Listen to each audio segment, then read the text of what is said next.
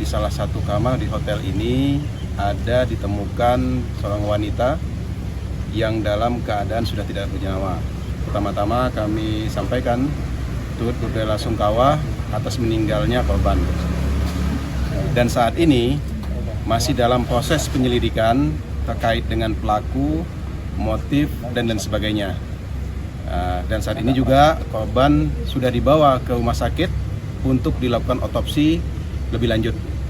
Demikian yang bisa kami sampaikan untuk saat ini. Dan di bagian mana aja yang termutilasi?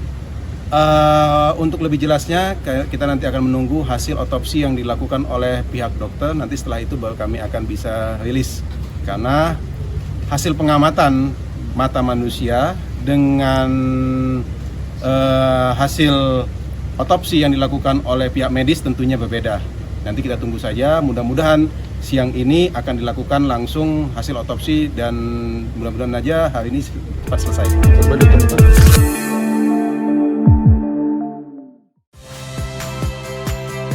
Saya Magister Tarigan.